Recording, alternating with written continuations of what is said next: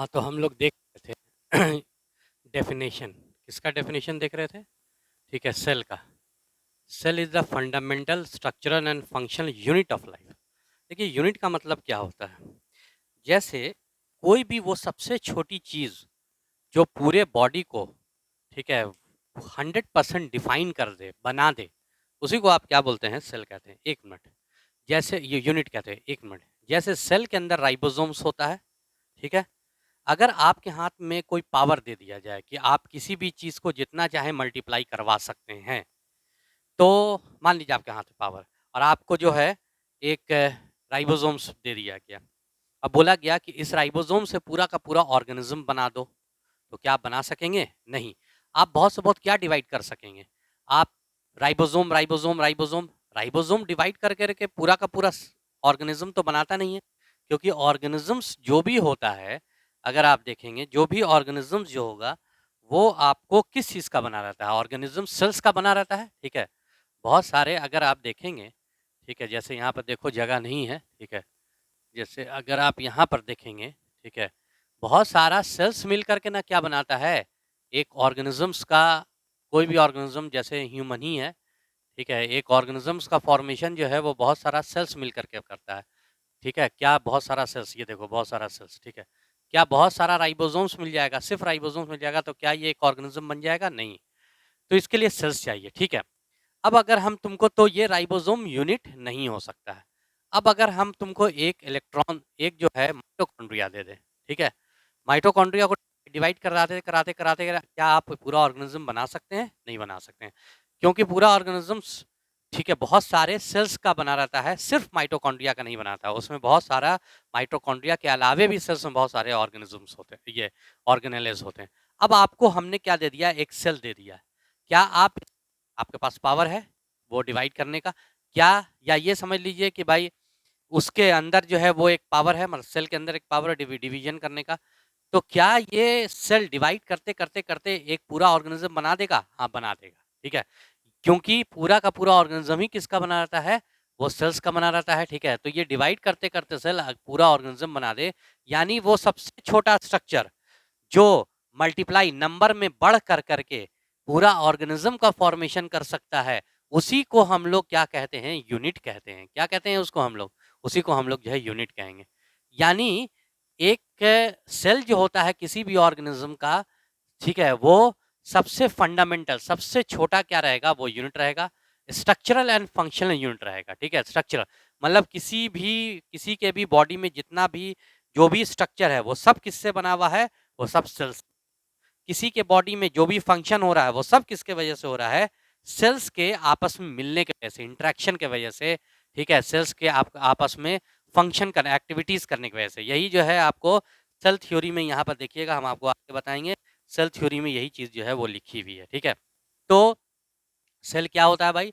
Cell जो होता है वो फंडामेंटल, ठीक है? आप अगर मान लीजिए जो भी फंक्शन हमारी बॉडी करी, जैसे प्लांट जो है वो क्या कर रहा है? फोटोसिंथेसिस कर रहा है, ठीक है? प्लांट। सोच कि बहुत सारा माइटोकॉन्ड्रिया मिल करके या बहुत सारा प्लास्टिड्स मिल करके फोटोसिंथेसिस कर सके, नहीं, ऐसा नहीं हो सकता है। हाँ, बहुत सारा सेल मिल करके क्या कर सकता है? फोटोसिंथेसिस कर सकता है। इसीलिए सेल को हम लोग क्या कहते हैं? ठीक है, fundamental, structural and functional unit of organism, ठीक है? Function unit unit of organism. अब बात करते हैं हम लोग इन्वेंशन ऑफ माइक्रोस्कोप। माइक्रोस्कोप का किसने, क्योंकि देखो सेल तभी डिस्कवर हो सकेगा जब आपके पास माइक्रोस्कोप रहेगा।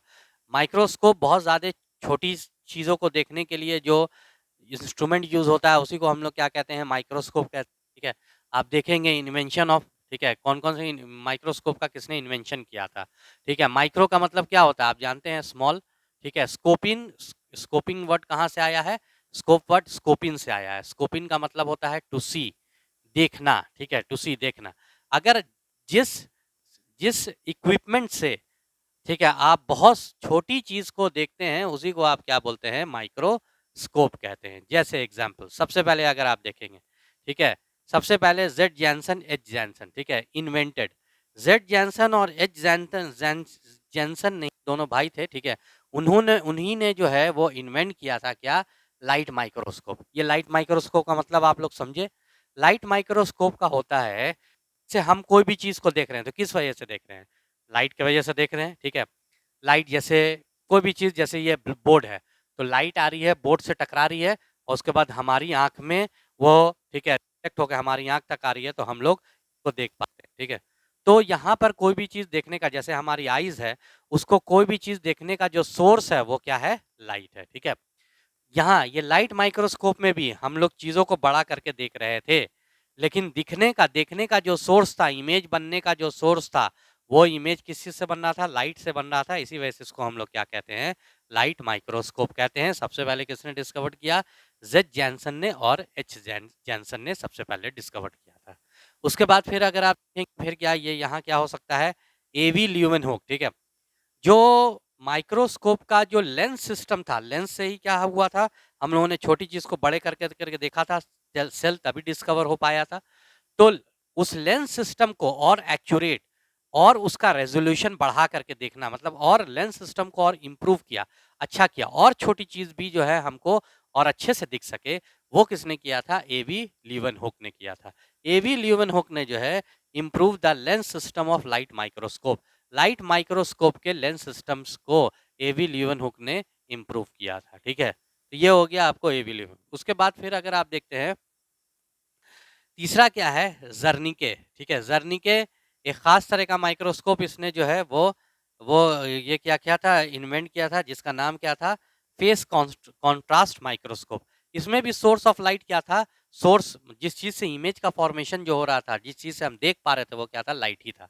अब आप सोच रहे हैं लाइट ही से तो देखा जाता है और किस चीज़ से देखा जाता है? ठीक है, रुको 1 सेकंड।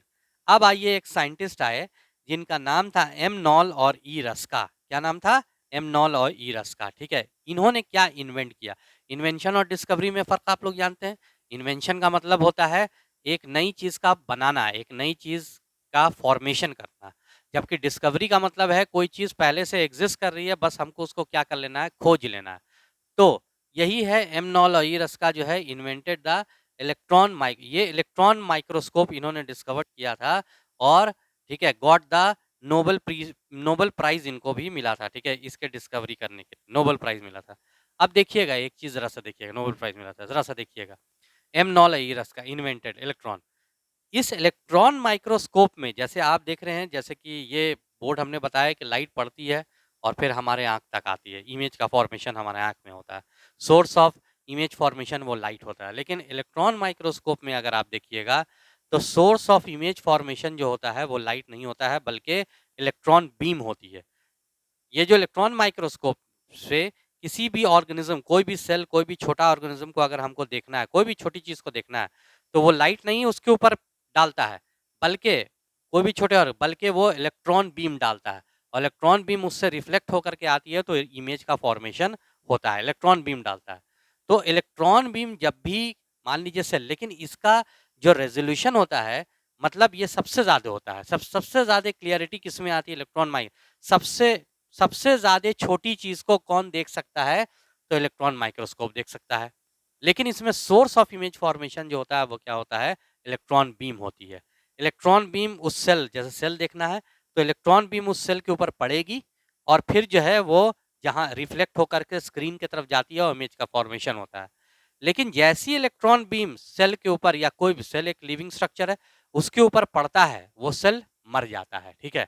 यानी कभी भी आप इलेक्ट्रॉन बीम से ठीक है इलेक्ट्रॉन माइक्रोस्कोप से सेल तो देख सकते हैं लेकिन सेल को लिविंग स्टेट में नहीं देख सकते हैं ठीक है जैसे इलेक्ट्रॉन बीम मार जाएगा यानी आप जो सेल देखते हैं बहुत बड़ा करके देखते हैं मानते हैं बहुत अच्छे से देखते हैं मानते हैं लेकिन वो सेल कैसा हो जाता है वो सेल डेड हो जाता है ठीक है मरा हुआ होता है वो सेल तो इसी को आप क्या बोलते हैं एमनॉल Ruska invented the electron microscope got Nobel prize ठीक है इसके लिए नोबेल प्राइज मिला था तो आपसे अगर हम पूछें कि एक डिवाइडिंग सेल सबसे अच्छा किससे देखा जा सकता है a dividing cell can be best observed by dividing cell सबसे अच्छा किससे देखा जा सकता है ठीक है तो आप देखेंगे ठीक है लाइट माइक्रोस्कोप से इलेक्ट्रॉन फेस कॉन्ट्रास्ट देखो सबसे अच्छा इलेक्ट्रॉन माइक्रोस्कोप से देखा जा सकता है सबसे ज़्यादा क्लियर यही दिखाता है लेकिन यहाँ पे बोला जा रहा है जैसा गौर करिएगा यहाँ पे क्या बोला जा रहा है डिवाइडिंग सेल क्या बोला जा रहा है डिवाइडिंग सेल तो डिवाइडिंग सेल कभी भी कभी भी कोई सेल कब डिवाइड करेगा जब वो लिविंग रहेगा क्या डेड सेल डिवाइड करता है नहीं ना तो इसका मतलब ये हो गया कि आप जैसे इलेक्ट्रॉन बीम डिवाइडिंग सेल मारेंगे, बम्बार्ड करेंगे, डिवाइडिंग सेल मर जाएगा, यानी वो डिवाइडिंग सेल नहीं रहेगा। तो डिवाइडिंग सेल को आप इलेक्ट्रॉन माइक्रोस्कोप से नहीं देख सकते हैं, क्योंकि वो डिवाइडिंग सेल लिविंग रहता है, ठीक है। अब बात आती है लाइट माइक्रोस्कोप या फेस कॉन्ट्रास्ट।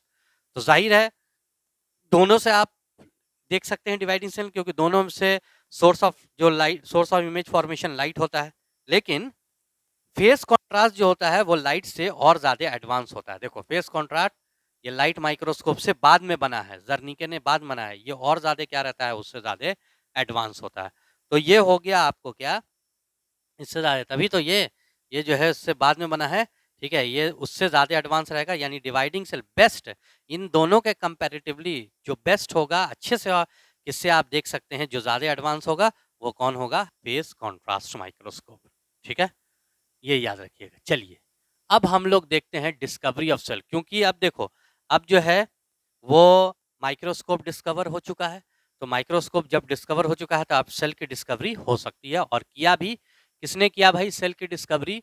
सेल की डिस्कवरी किया रॉबर्ट हुक ने, ठीक है, किसने किया, रॉबर्ट हुक, ये देखिएगा रॉबर्ट हुक साहब ने डिस्कवर्ड सेल। कब डिस्कवर्ड किया था? ईयर 1665 में इन्होंने क्या किया, डिस्कवर किया था सेल को। फ्रॉम कहाँ से, जानते हो कहाँ से? Cork slide. स्लाइड का मतलब तुम लोग समझते हो, एक पतली सी लेयर। क्या किया, पतली सी लेयर। आप कॉर्क को कभी आप लोगों ने देखा है? कॉर्क देखा होगा, बोतल वोतल का ढक्कन बंद करने के लिए, या फिर वो जो बैडमिंटन हम लोग खेलते हैं, वो जो शटल कॉर्क होता है, उसके पीछे में एक जो लकड़ी का, हल्की लकड़ी का जो पार्ट होता है पीछे में शटल कॉर्क के, ठीक है। जैसे देखो ये जो है वो शटल कॉर्क जो जब देखोगे इस तरह का रहता है ना शटल कॉर्क, इसके पीछे में जो है वो यहीं पर जो है ये वाला जो पार्ट रहता है, यही कॉर्क होता है। ये एक्चुअली प्लांट से निकाला जाता है, ठीक है। तो जब एक बात बताओ तुम हमको, प्लांट से जब निकाला जाएगा तो जाहिर है वो एक लिविंग पार्ट रहेगा, ठीक है, एक प्लांट से निकाला गया एक लिविंग पार्ट है, यानी वो किसका बना हुआ है, सेल का बना हुआ है।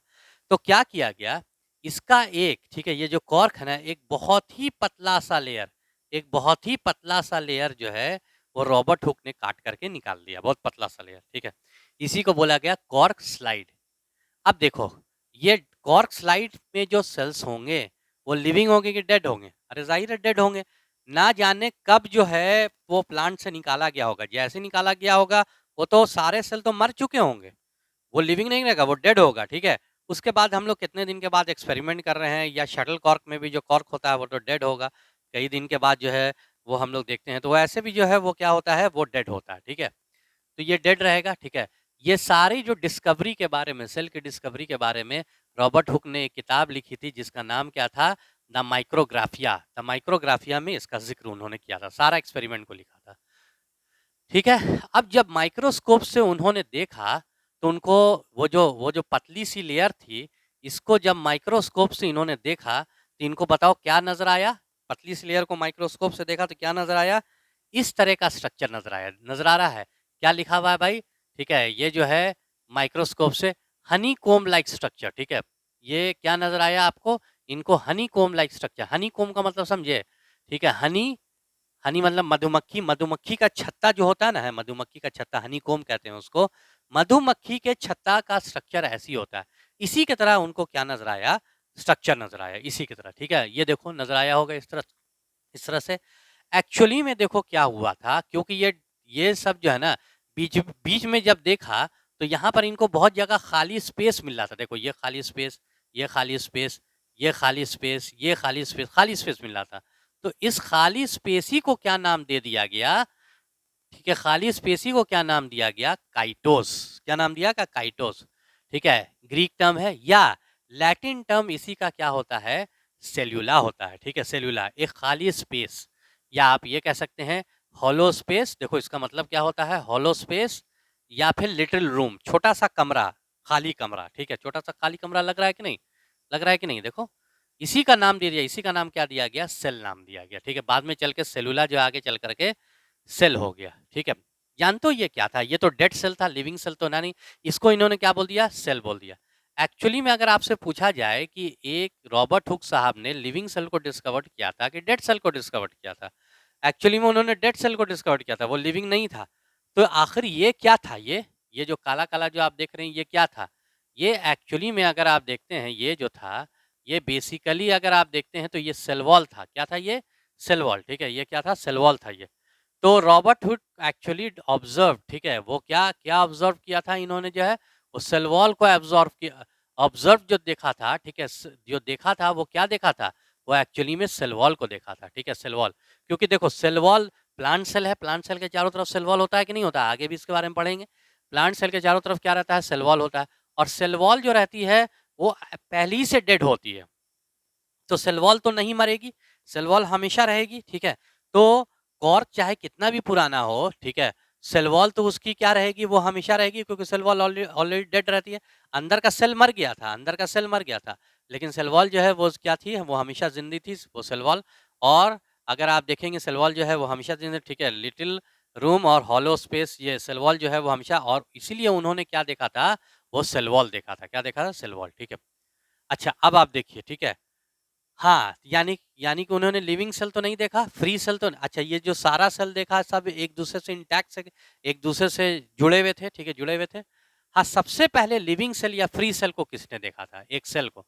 सबसे पहले ल्यूविनहुंग, वही एवी ल्यूविनहुंग, एंटन वॉन ल्यूविनहुक ने, ठीक है? ये जो थे जिन्होंने लाइट माइक्रोस्कोप को, क्योंकि देखो इन्होंने, ठीक है, माइक्रोस्कोप का, ये तो आपको माइक्रोस्कोप का लेंस सिस्टम अच्छा किया।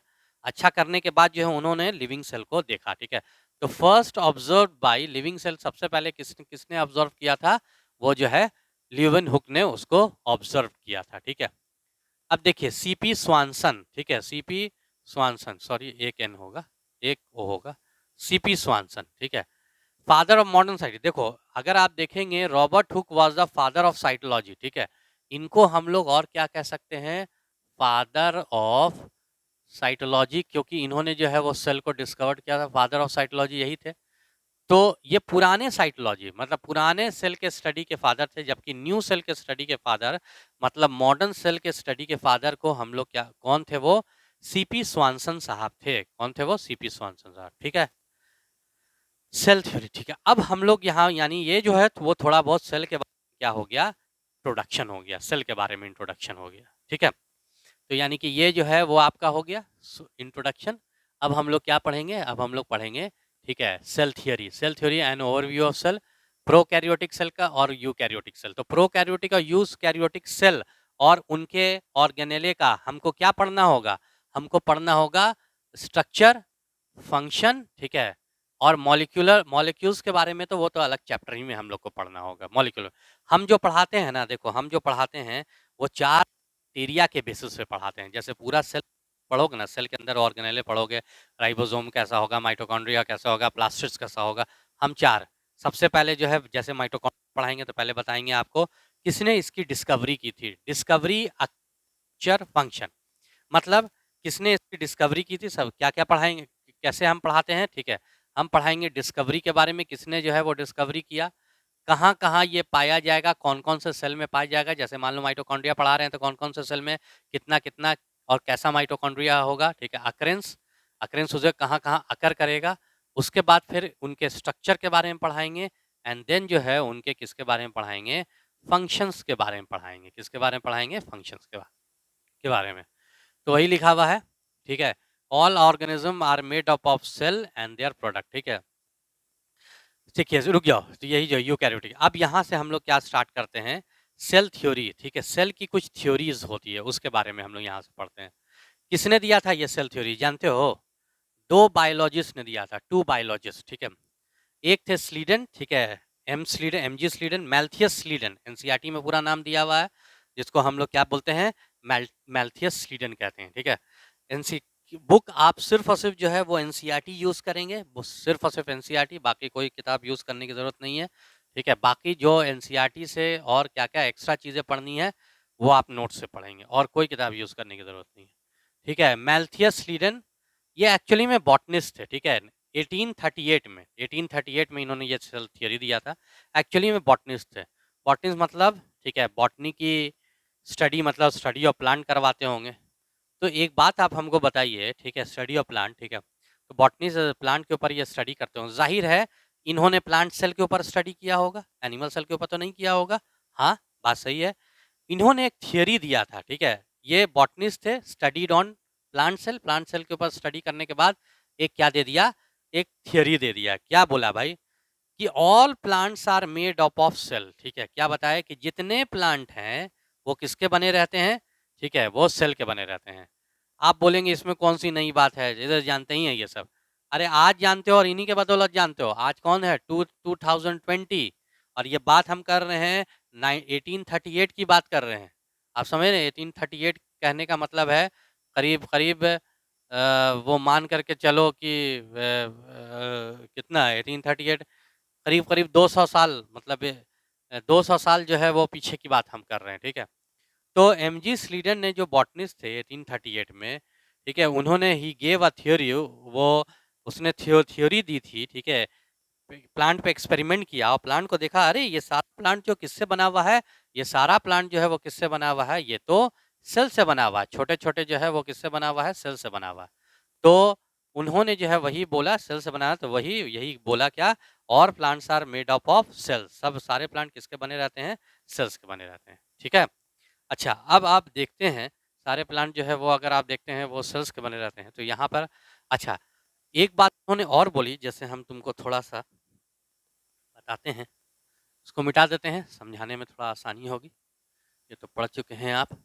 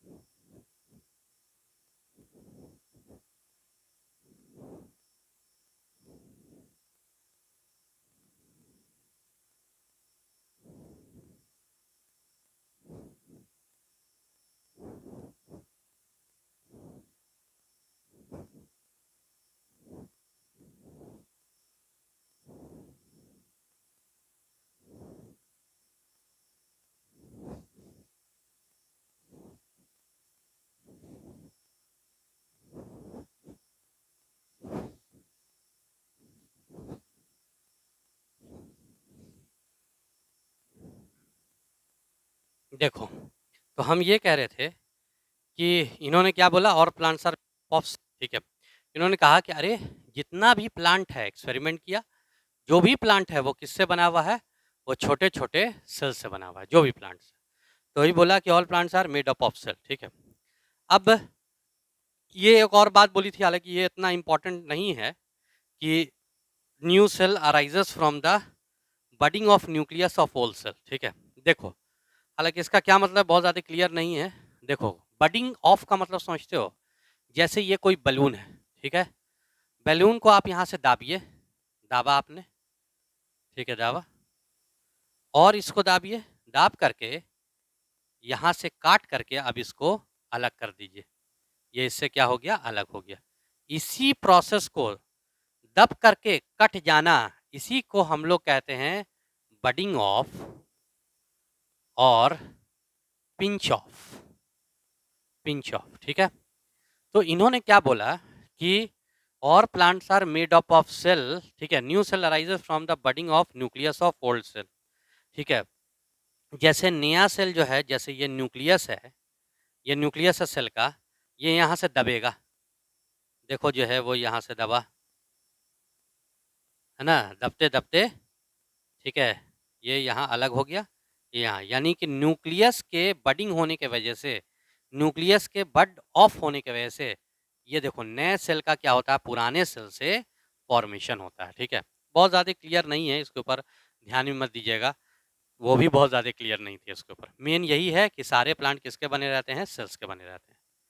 उसके बाद जो दूसरे साइंटिस्ट आए, ठीक, दूसरे बायोलॉजिस्ट आए 1 साल के बाद, ये थे थियोडोर स्वान। ठीक है, क्या नाम था, ठीक है, टी स्वान, या फिर आप इसको, इनका पूरा नाम क्या था, थियोडोर स्वान, इनका नाम क्या था, मैल्थियस स्लीडन, मैल्थियस स्लीडन। ठीक है, तो थियोडोर स्वान जो जूलॉजिस्ट थे, 1 साल के बाद, देखो 1838 1839, 1 साल, करीब करीब आप मान के चलिए कि आज से कितना, आज से करीब 182 साल पुरानी बात है, 182 और 100 जो है 81 साल जो है वो पुरानी बात है, ठीक है, बहुत ज़्यादा टाइम, ठीक है, बहुत पुराना टाइम, ठीक है।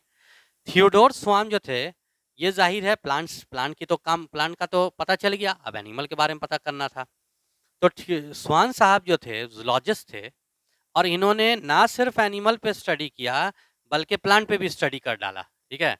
एनिमल पे तो स्टडी किया, प्लांट पे भी स्टडी कर डाला, और इन्होंने बोला कि भाई सेल कैसा होता है, सेल और प्लांट एनिमल में क्या देखा, किसको देखा, सेल को देखा, और बताया कि सेल जो होता है एक मेम्ब्रेन से घिरा हुआ स्ट्रक्चर है। किससे घिरा हुआ है? मेम्ब्रेन से घिरा हुआ स्ट्रक्चर है। ये देखिए मेम्ब्रेन, जिसको आप आज के डेट में प्लाज्मा मेम्ब्रेन कहते हैं, और न्यूक्लियस कंटेनिंग स्ट्रक्चर, यानी कि सेल के अंदर में एक न्यूक्लियस होता है और चारों तरफ से मेम्ब्रेन से घिरा हुआ स्ट्रक्चर का होता है। अब आप कहेंगे सर उसमें राइबोसोम, माइटोकॉन्ड्रिया वगैरह सब कुछ तो होता है।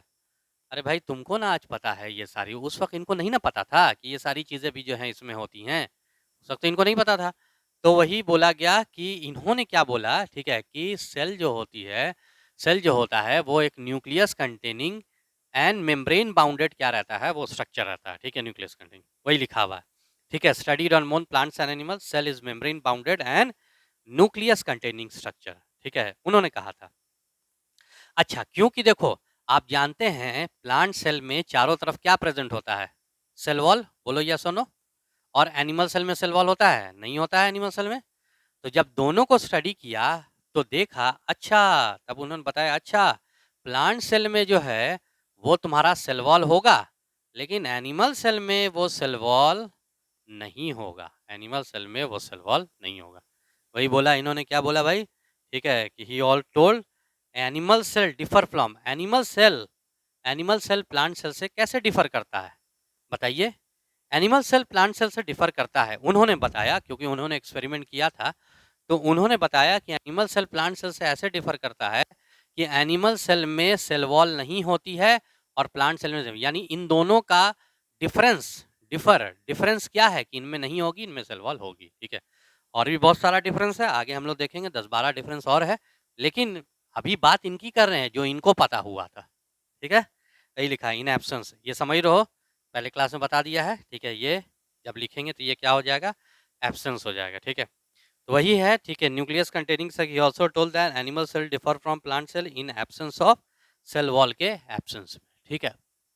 चलिए उसके बाद उन्होंने एक क्या दिया, एक हाइपोथेसिस दिया। हाइपोथेसिस का मतलब आप लोग जानते हैं, एक ऐसी बात जिसको जो है वो प्रूव नहीं की जा सकती है, प्रूव नहीं की जा सकती है, ठीक है, इसी को आप हाइपोथेसिस कहते हैं, ठीक है। इसको प्रूव, थ्योरी एक ऐसी चीज होती है जो प्रूव्ड हो चुकी होती है, ठीक है, वो उसका प्रूवन फैक्ट्स होता है, लेकिन हाइपोथेसिस जो है वो प्रूव नहीं होती है, ठीक है, बस बोल दिया गया, ठीक है, जैसे बोल दिया गया।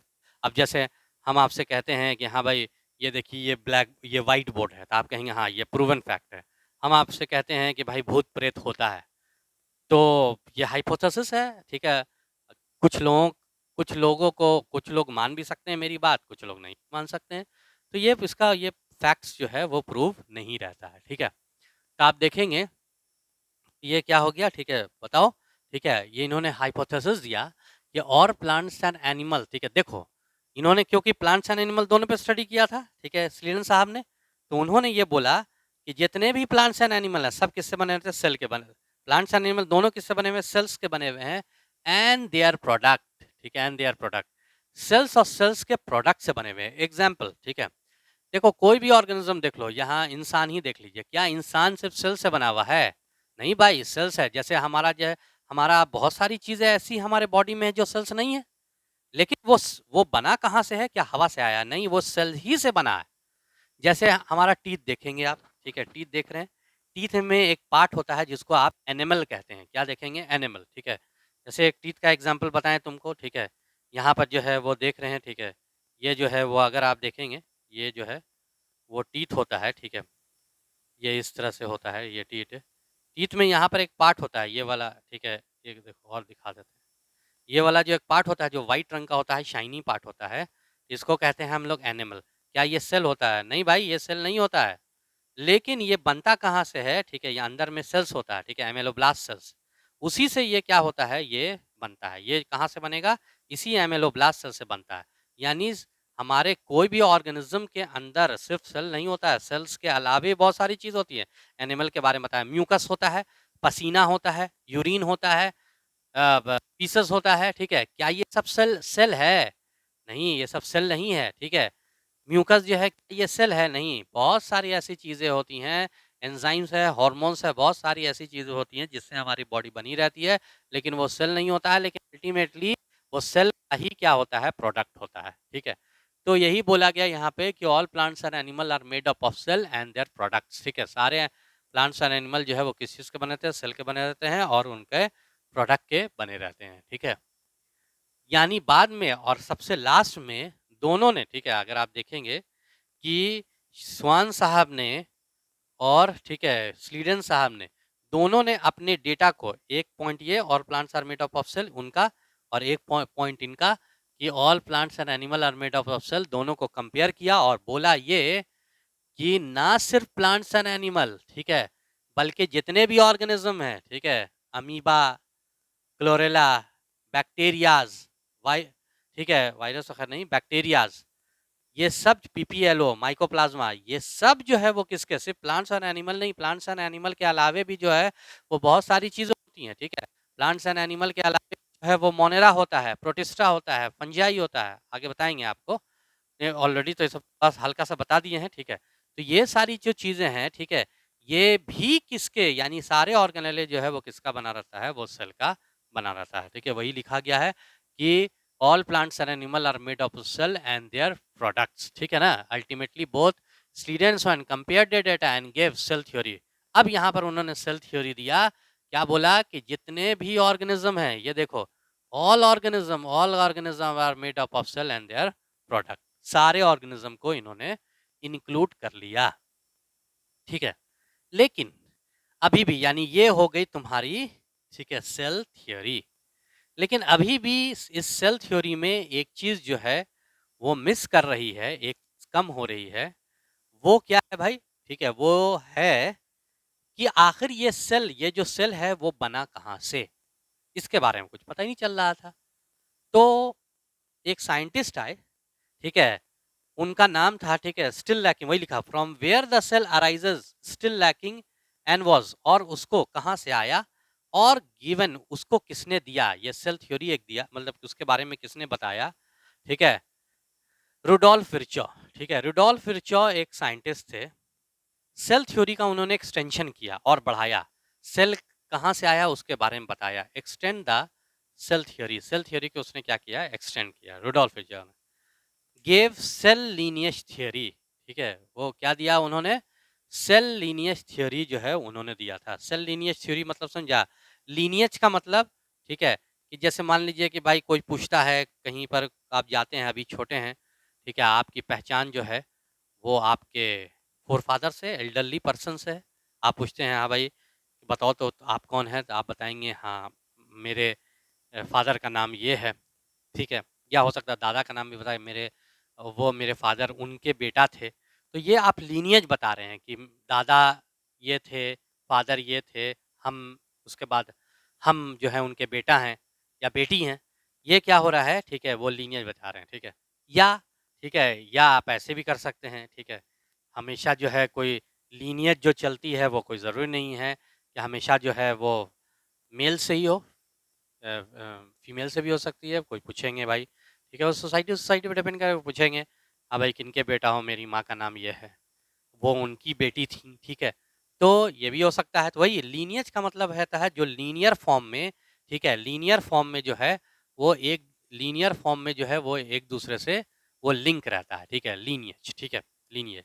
सेल लीनियज थियरी दी, क्या दिया भाई, क्या बोला, ठीक है, ये लैटिन में है, ओमनिस सेलुला ई सेलुला, ठीक है, ओमनिस सेलुला ई सेलुला बोला उन्होंने लैटिन में। इसका मतलब क्या हुआ, इसका मतलब हुआ new cell arises from the pre existing cell. Existing मतलब जो एग्जिस्ट कर रहा है, जो अभी है, प्री पहले, जो सेल पहले था, ठीक है, जो सेल पहले था, प्री एग्जिस्टिंग, पहले जो एग्जिस्ट कर रहा था, उसी से न्यू सेल क्या हुआ है, डिवाइड करके बना है। कोई भी सेल पुराने वाले सेल से, प्री एग्जिस्टिंग सेल से डिवाइड करके क्या होता है, बनता है, वही लिखा हुआ है कि new cell arises from the pre existing cell. नया सेल जो है वो कहाँ से अराइज करता है, वो तुम्हारा प्री एग्जिस्टिंग सेल से अराइज करता है, ठीक है। New cell arises from the pre existing cell, ठीक है। अब उसके बाद क्या हुआ, now Nageli and Rudolf Virchow completed the cell theory, यानी कि अब ये वाला जो पॉइंट है सेल लीनियस थ्योरी जो है, ओमनी सेलुला ई सेला new cell arises from the pre existing cell, इसको एक साइंटिस्ट से नगेली साहब और रुडोल्फ विर्चॉ, इन्होंने क्या किया, इसको जोड़ दिया किसके साथ, सेल थ्योरी के साथ जोड़ दिया।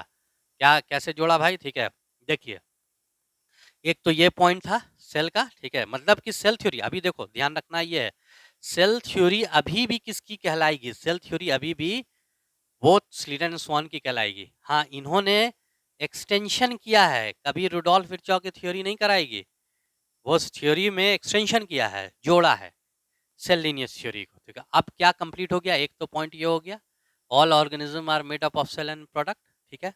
सेकेंड पॉइंट क्या हो जाएगा, ये new cell arises from the pre existing cell, ये देखिए new cell arises from the, ये दो पॉइंट हो गया आपके एनसीईआरटी में जो है ना, यही दो पॉइंट दिया हुआ है।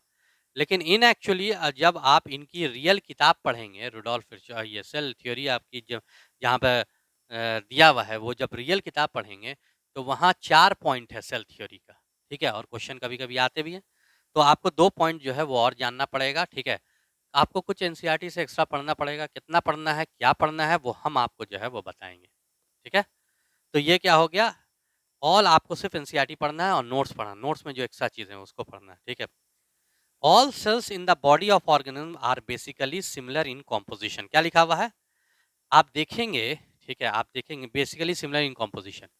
कोई इंसान है, इंसान के बॉडी में जितने भी सेल्स रहेंगे वो सब का केमिकल